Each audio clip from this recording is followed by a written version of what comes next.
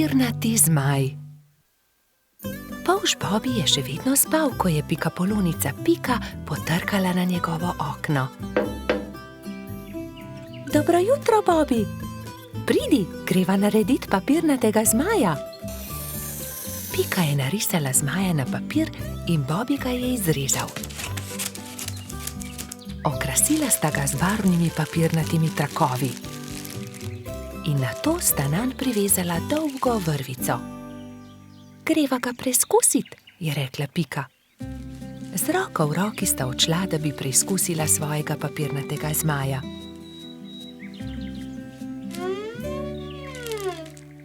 A ne glede na to, kako sta se trudila, je zmaj vedno znova padel na tla.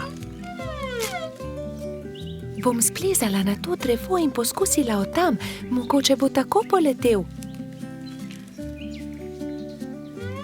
Vendar je zmaj spet pristal na tleh.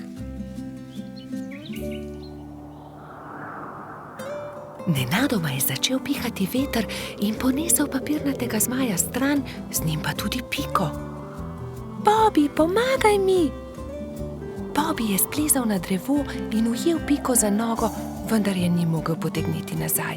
In tako sta letela oba. Trud Baltazar je priletel mimo, ujel je Bobbyja za nogo, a tudi on ni mogel potegniti zmaja nazaj. In tako so zdaj leteli vsi trije.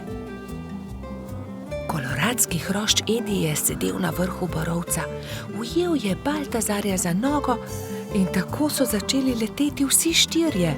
Skokica, pomagaj! Je zavpil Baltazar kobilici, ki se je ravno sprehajala v bližini. Skokica je ujela Edija za nogo in tako je zdaj letelo vseh 5. Veter je začel postajati močnejši in močnejši. Petuljčica Rozi je priletela mimo, ujela je Skokico za nogo in tako jih je letelo vseh 6. Hrošč Rogač Gašper in kačja pastirka Zefira sta jih brezupno gledala.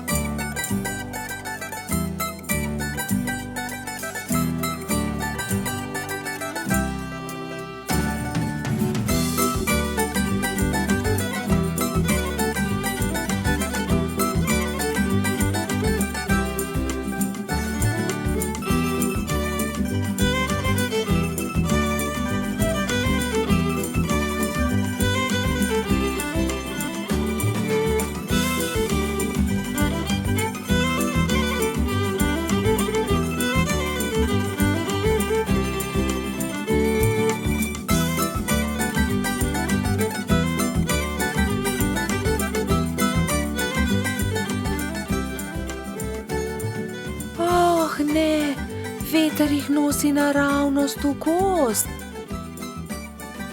Papirnati zmaj se je ujel na vrh borovca in vsi so pristali na vrhovih dreves. Nato se je veter umiril in pokazalo se je sonce. Bobby se je ves zaskrbljen obrnil proti pikapolonici. Pika, jaz ne znam leteti, kako bom prišel dol?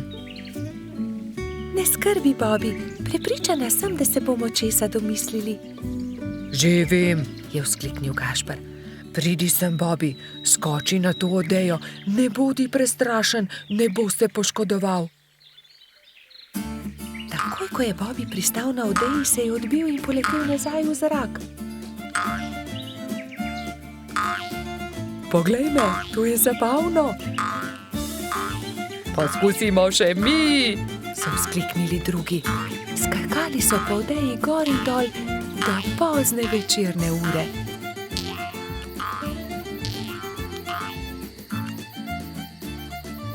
Po noči, ko so prebivalci gozda trdno spali,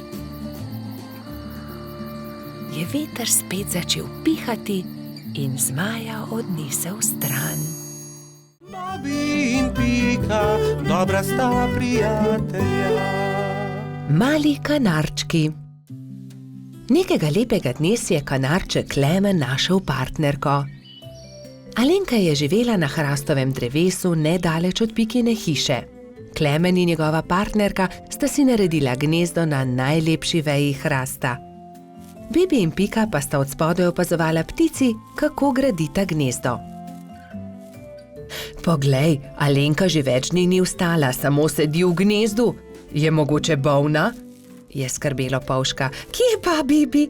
Zagotovo bo valila jajca, imeli bodo mladičke, se je navduševala Pika. Jajca? Mladički? Je bil zmeden Polž. No, seveda, greje jih in iz jajce bodo kmalu zvalili mladički, je dejala Pikapolonica. Alenka je kmalu vstala in ko se je obrnila v gnezdu, je Bibi zagledal 3 mala bela jajca.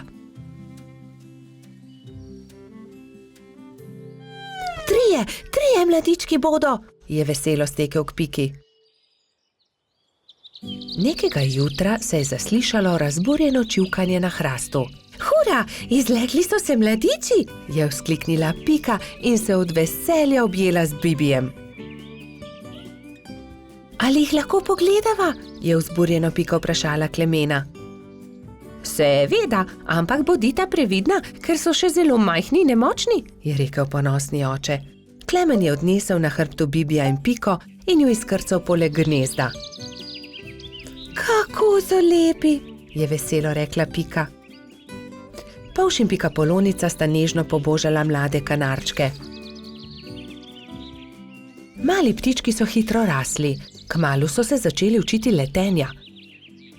Alenka jih je pridno učila in vsak dan so bili bolj napredovali. Gremo po hrano, bodite previdni, je rekel Klemen. Da ne bi slučajno sami izleteli iz gnezda. Majhni ste še, zato lahko letite samo v najinem spremstvu, je dodala Alenka. Ampak najmlajši mladiček se ni držal dogovora. Daj no, ja že dobro letim, bom poskusil sam, je rekel in vzletel. Ne smeš, sta čivkala druga dva, vendar ga nista uspela zadržati. Ko sta se vrnila starša, sta 2 mladička nervozno postopala v gnezdu. Odletel je najin bratec, sta jokala oba.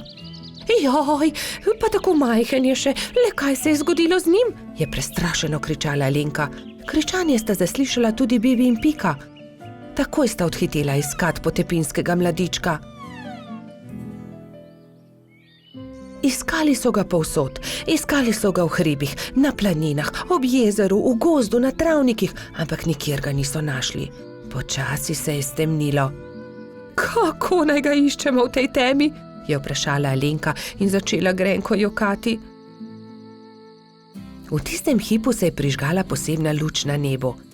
Cela gruča kresničke prihitela kanarčkom na pomoč. Mi bomo svetili, zagotovo ga bomo našli, so dejali soglasno.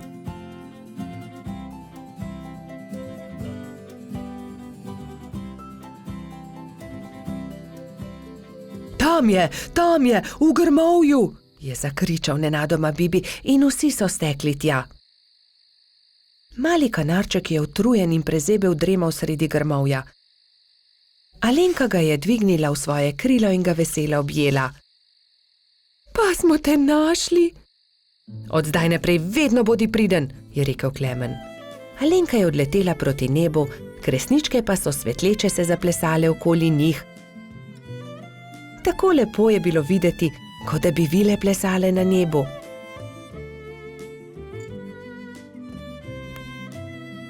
Družina kanarčkov pa je kmalu legla k počitku. Alenka je pod svojimi krili grela mladičke.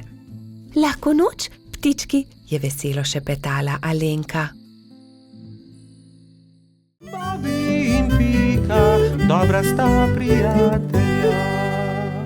Prijateljstvo. Na topel poletni dan je Pikapolonica Pika gledala skozi svoje okno. Naredila si bom zajtrk, je pomislila. Nato pa bom odšla na sprehod po tako lepo dišečem travniku. Sabo je na sprehod vzela svoj voziček. Mogoče bom našla kaj zanimivega in lahko uporabim voziček, da to odpeljem domov, si je mislila. Ojoj, je vzkliknila Pika. To je čudovita češnja, pravi zaklad. To bo čudovito kosilo. Poskušala je dvigniti češnjo na voziček, vendar je bila pretežka. Čeprav se je tako zelo trudila in ni mogla dvigniti. Prav takrat se je pojavil polž Bobby. Zakaj se kremžiš, mala pikapolonica? Je vprašal Piko. Ker ne morem dvigniti te češnje na svoj voziček, je odgovorila Pika. Ne bodi žalostna, ti bom jaz pomagal, je rekel Bobby in ji ponudil pomoč. Skupaj sta lahko dvignila težko češnjo brez težav. Pika se je nemudoma odpravila proti domu z okusno češnjo. Bobby je žalostno gledal za njo. Ali se ti ne zdi, da bi morala deliti češnjo z mano? Je vprašal Bobby ter jezno zacopotal z nogami. Pomagal sem ti, veš, a jaz sem našla to češnjo? Je odgovorila Pika. Ne dam ti je, moja je. Polž se je razburil. Začela sta vleči češnjo, vsak na svojo stran. Ne dam ti je, moja je rekla Dolly jezno. A zaslužim si svoj delež, je zavpil Bobby. Še naprej sta vlekla češnjo vsak na svojo stran, dokler se ni razpolovila. Bobby in Pika sta padla po tleh. V njuno veliko presenečenje iz češnje padel jezen črv. Kaj sta storila z mojo češnjo? Je zamrmral. Ta češnja je bila moj dom. V redu, ne bodite tako prestrašena. Z veseljem vama pokažem, kje sem našel to češnjo. Tam lahko najdeta veliko za jesti, jaz pa si lahko izberem nov dom. Pika je pomagala črvu na voziček in skupaj so se odpravili na pot, da bi našli češnjevo drevo. Kmalu so ga našli. Tla so bila polna sladkih in dišečih češenj, ki so padle z drevesa. Bobby in Pika sta kar skakala od veselja. Kmalu je črv zaspal. Bobby in Pika sta si vzela čas in uživala v kosilu. Čas je hitro mineval, medtem ko sta se sladkala s svojimi češnjami.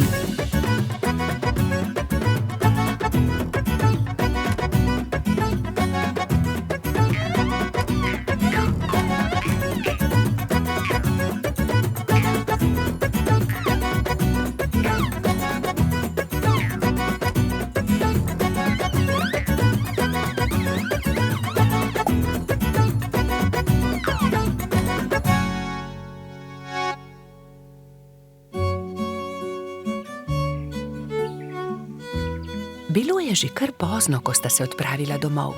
S seboj sta na vozičku vzela 2 češnji, eno za Piko in eno za Bobbyja. Sonce je zahajalo, ko sta dosegla Bobbyjev dom. Z vozička sta vzela eno češnjo ter se poslovila. Bobby je dolgo mahal Piki skozi okno svoje hiške.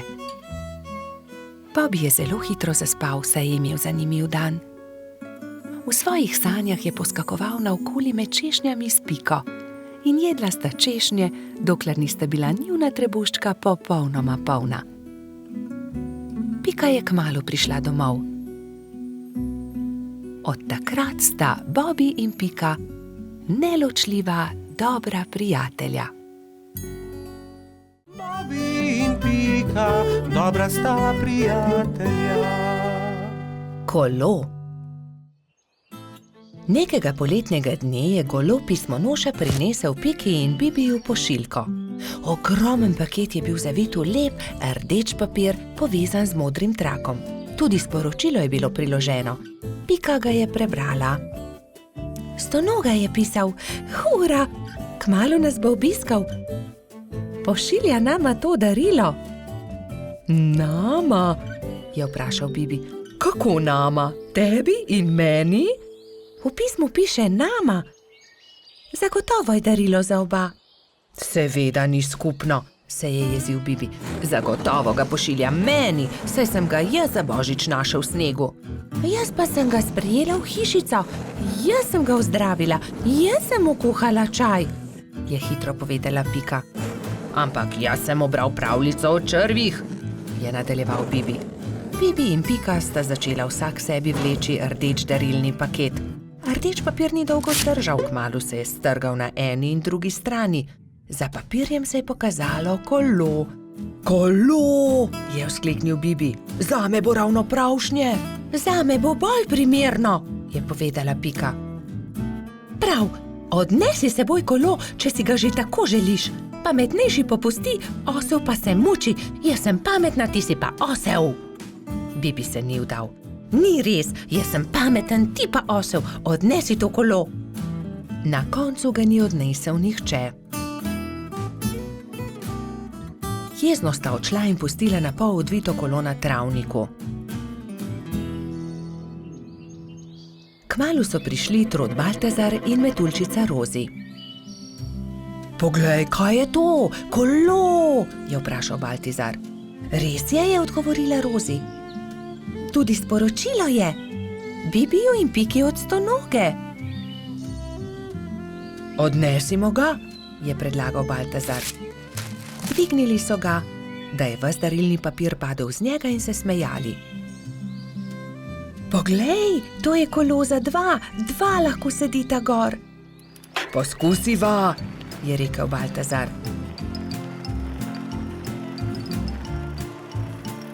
Hojla, Bibi, hojla, Pika. Pripeljali smo vajino kolo, ki sta ga pustila na travniku, je vzkliknila Rozi. Bibi in Pika sta skočila. Ko sta zagledala Rozi in Baltazarja na kolesu, sta se prijela za glavo. Saj to kolo je narejeno za dva, midva pa sva se prepirala zaradi njega. Takoj sta se pobotala in se veselo objela. Kako lepo darilo. In midva v velikem prepiru nisva nič pripravila Stonogi, ki bo kmalu prispel, je prestrašeno rekel Bibi. Naredimo Stonogi eno lepo pisano vetrnico iz listov rožic, je predlagala Rozi. Ja, zelo dobra ideja, sta se strinjala Bibi in Pika. Štirje prijatelji so iz rdečih, vijoličastih, belih, rumenih in rožnatih cvetov listov naredili vetrnico. Takrat je na mišji kočiji prispel Stonoga. Mali miš se je ustavil na travniku in Stonoga je stopil iz orehove kočije. Vesel je objel Bibija in Piko. Vidim, da sva dobila moje darilo, upam, da vama je všeč. Krasno darilo, zelo sva vesela, sta rekla Bibi in Pika. Mi pa smo ti vsi skupaj naredili to vetrnico. Stonoga je 10 dni ostal na obisku pri Bibiju in Piki. Hodili so na izlete z novim kolesom, peli, se igrali in dobro imeli. Veseli dnevi so hitro leteli mimo. Čas je, da se vrnem domov. Zelo dobro sem se imel pri vas, je rekel Stonoga. Pridi tudi prihodnje poletje, sta soglasno rekla Bibi in Pika. Bobi in Pika, dobra sta prijatelja. Cmoki. Nekega jesenskega dne je pikapolonica Pika skuhala slivove cmoke in povabila prijatelje na kosilo. Prišli so Bobi, Baltazar, Gašper in Rozi. Skupaj so pogrnili mizo in se usedli. Pikapolonica je dala po 3 cmoke na vsak krožnik, Bobi, Pika in Rozi so bili kmalu siti. Slivovi cmoki, obožujem jih, 5 jih lahko pojem, je dejal Trod Baltazar. Samo 5, jaz jih lahko 7, je dejal Gašper. 7, dobro, potem jaz 8. Jaz pa 10, je izjavil Rogač. Dobro, tekmujva, je končal prepir Baltazar. Naj vidimo, kateri izmed najih lahko poje več. Piki zadeva ni bila všeč. Poskušala jo je pregovoriti, vendar sta bila fanta nepopustljiva. To se ne bo dobro končalo, ju je opozorila, vendar je Baltazar in Gašper nista poslušala. Doslej sva pojedla 3 cmoke, zdaj naj pride 4, je predlagal Gašper in dal novi cmok na vsak krožnik. Zatem sta vzela novega in pojedla tudi 5. Po 5. sta pojedla 6. Po 6. sta pojedla 7., po 7. sta pojedla 8. in po njem 9. Zdaj pride 10., še zmoreš? Je vprašal Baltazar. Seveda, lahko pojem 2-krat toliko, je rahlo zamahnil Gašper. Ko sta pojedla zelo veliko cmokov, je oba začel boleti želodec. In bolel je čedalje bolj in bolj. Tečem po doktorja Sovo, je dejala metuljčica Rozi. Doktor Sova jo je pregledal in začel jezno govoriti. No, kdo je že videl kaj takega? Seveda vaju boli želodec. Oba sta pojedla po 15 cmokov. Pa še to, da se je tekmovanje končalo neodločeno. 3 dni bosta na dieti, ne smeta jesti nič drugega kot le kuhan krompir. Ampak ravno jutri bo prišel v naš gost prodajalec rogljičev, se je oglasil razdvojeni Gašper. Zelo mi je žal, ampak se jim bosta odrekla. Čez 3 dni pridita k meni, da vama bom spet pogledal želodec, je strogo dejal doktor Sova in odšel domov. Naslednji dan je na velik travnik prispel prodajalec dišečih rogljičev. Prebivalci gozda so srečno jedli in izbirali med veliko dobrotami. Cimetovega, prosim, je dejala Pika. Jaz bi kokosovega, se je prerival Bobby. Meni dajte sladkornega, je zopila Rozi. Imeli pa so tudi orehove, makove, celo kakavove. Baltazar in Gašper sta žalostno gledala veseli sejem, a sta ubogala doktorja Sovo. Ko so minili 3 dnevi, sta šla Trot in Rogač k zdravniku. No, poglejmo, je zamrmral doktor Sova in ju temeljito pregledal. V redu, ozdravela sta. Vidim, da sta me ubogala. Ja, seveda, je Gašper pokimal z nosom. Čeprav bi si močno želel jesti rogljiče. Gašper in Baltazar sta se poslovila od doktorja Sove in se odpravila domov, ko je doktor Sova zavpil za njima. Počakajte le minuto, tu je nekaj. Prihranil sem vama 2 rogljiča. Izvolita.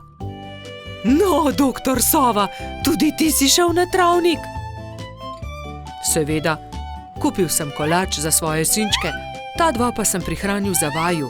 Lepo sta upoštevala, kar sem vama rekel, zato ne bosta ostala brez dobrot.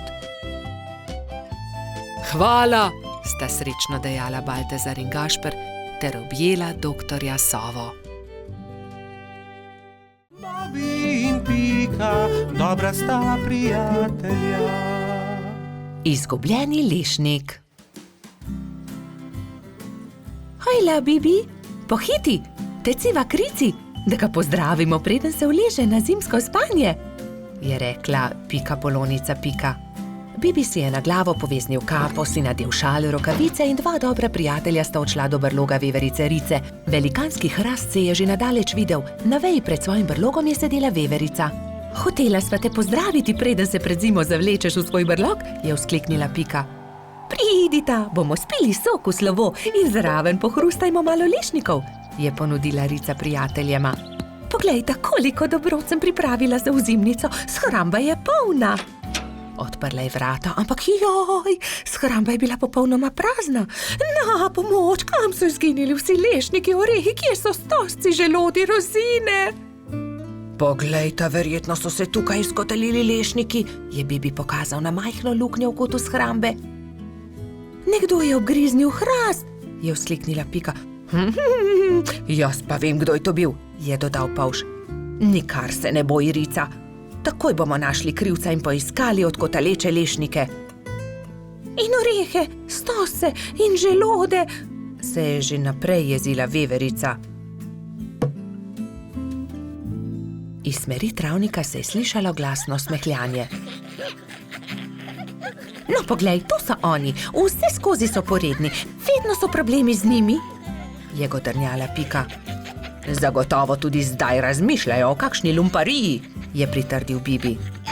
Nekdo je obgriznil drevo veverice Rice, prav tam, kjer ima shrambo. Vsi zbrani lešniki so se odkotalili. Niste bili vi? Je vprašal Bibi. Joj, nič nismo hoteli slabega, smo le grizljali, saj nismo vedeli, da je prav tam shramba, se je opravičil najmlajši lubadar. Lahko kako pomagamo? Pridite, moramo najti izgubljene lešnike. Nimamo veliko časa, kmalu bo zapadel prvi sneg in takrat zagotovo ne bomo našli dobrot. Pohitimo! Skupaj so podrobno pregledali drevo.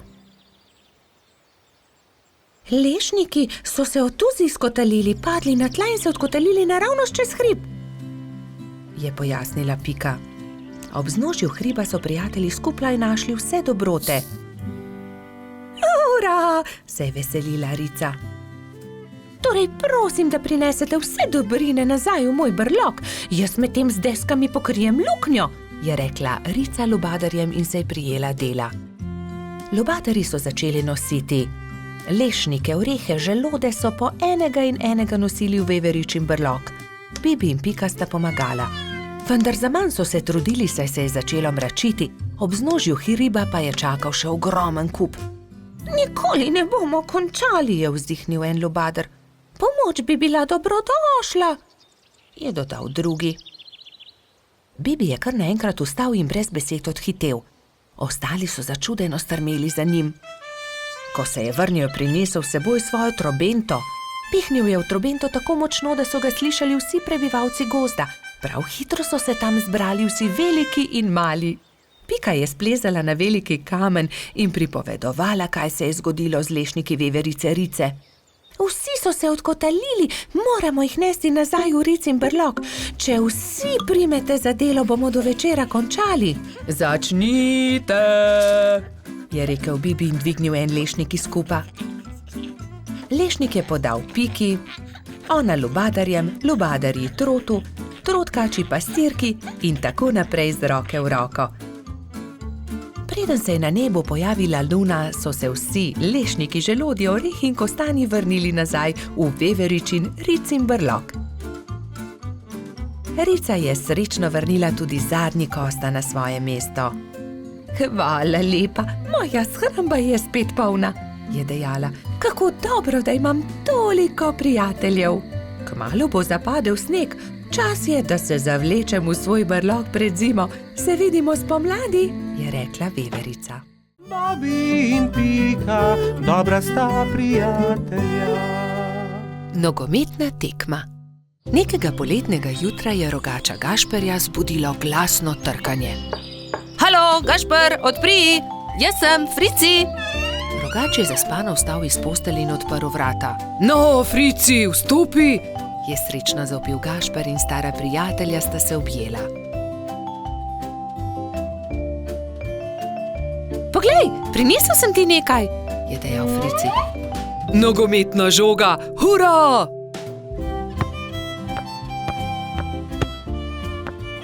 Ampak za nogomet potrebujemo moštvi, ga je opozoril Frici.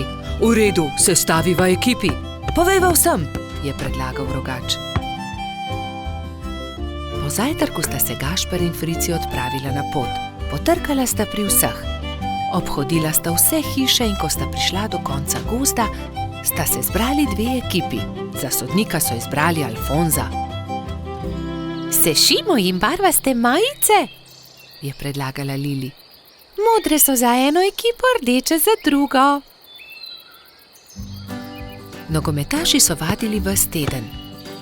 Te smo sešile za vas, je dejala Sapica in Gašperju potisnila v roke rdeče in modre majice. Hvala, sta dejali ekipi hkrati in srečni oblekli majice. Pika in Lili sta prinesli klopi in gledalci so zasedli svoja mesta na robu igrišča. Nenadoma se je oglasila Alfonzova piščalka in tekma se je začela. To je to, teci Bobi, je zavpil Gašper. Sem meni podaj, je zavpil Gumbi. Hura, to je to, se je veselila modra ekipa in se objela. Dajmo modri, dajmo rdeči, je bilo mogoče slišati iz občinstva. Ne velja, Frici, ne smeš z roko prijeti žoge, se je jezil Trot. Res je, Baltazar ima prav, ne krši več pravil, Frici, je strogo dejal sodnik Alfons. Tekma se je vznemirljivo nadaljevala.